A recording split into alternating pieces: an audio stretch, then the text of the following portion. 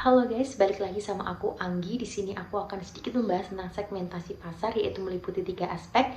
Di antaranya ada segmenting, targeting, dan positioning. Berikut penjelasannya. Nah, yang pertama ada segmenting atau segmentasi pasar.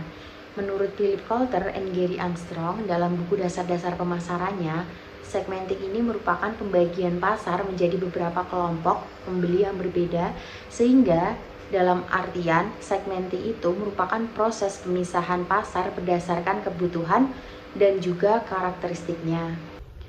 Nah, ada beberapa jenis segmentasi pasar. Yang pertama ada segmentasi demografik. Nah, segmentasi demografik ini membagi pasar menjadi beberapa segmen berdasarkan variabel seperti usia, gender, pendidikan, dan pekerjaan. Kemudian yang kedua ada segmentasi geografik.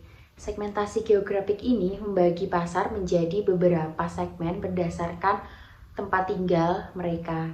Hal ini disebabkan karena perbedaan selera, kebutuhan, dan budaya yang berbeda.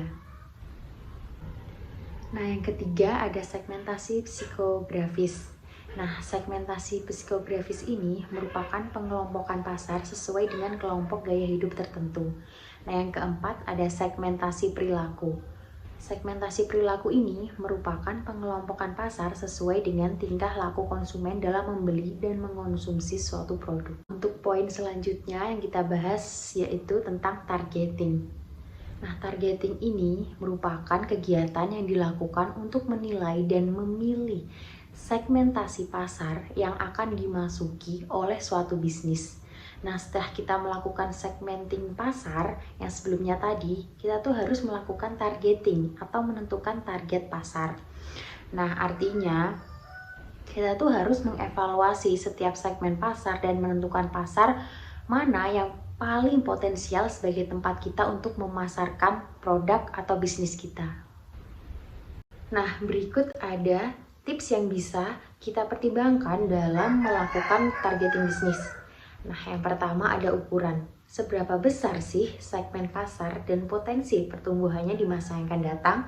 Nah, yang kedua ada profitabilitasnya. Profitabilitas ini mempertimbangkan segmen mana yang bersedia memberi nominal paling tinggi untuk produk atau layanan yang kita buat.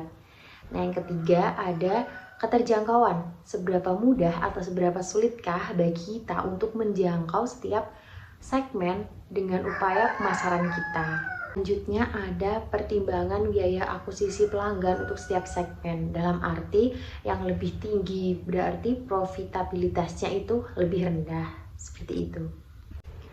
Nah, pembahasan yang terakhir adalah positioning. Positioning ini merupakan suatu strategi komunikasi yang dilakukan untuk mempengaruhi persepsi konsumen terhadap suatu produk dalam mencerminkan suatu produk. Nah, positioning ini dilakukan sesuai segmen pasar yang dipilih pada targeting, sehingga calon konsumen dalam segmen pasar tersebut merasa terkait dan terikat dengan produk perusahaan atau merasa produk tersebut sesuai dengan kriteria dan keinginan kita. Berikut ada 3 faktor positioning. Yang pertama ada symbolic positioning. Kita dapat meningkatkan citra diri atau produk layanan yang kita keluarkan. Nah, yang kedua ada functional positioning, yaitu menyesuaikan masalah pelanggan dan memberikan mereka manfaat nyata melalui produk yang kita tawarkan. Yang ketiga ada experiential positioning. Kegiatan ini yang berfokus pada hubungan emosional yang dimiliki pelanggan dengan produk atau layanan yang kita buat. Nah, itu dia sedikit penjelasan dari aku tentang strategi pemasaran.